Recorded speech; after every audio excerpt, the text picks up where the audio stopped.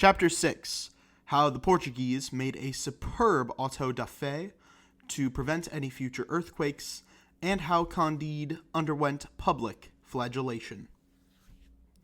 After the earthquake, which had destroyed 3/4 of the city of Lisbon, the sages of that country could think of no means more effectual to preserve the kingdom from utter ruin than to entertain the people with an auto da fe, it having been decided by the University of Coimbra that burning a few people alive by a slow fire and with great ceremony is an infallible secret to prevent earthquakes.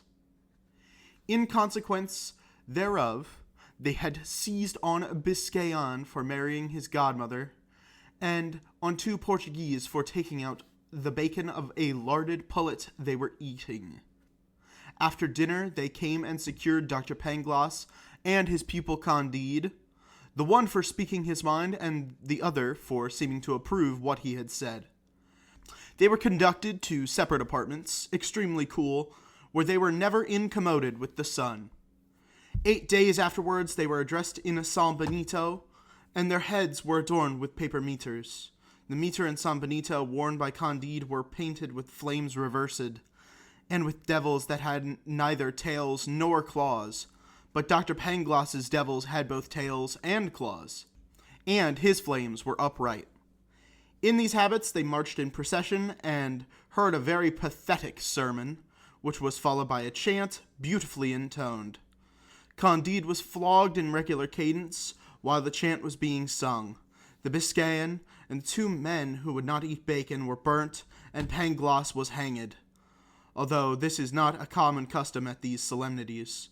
The same day there was another earthquake, which made most dreadful havoc.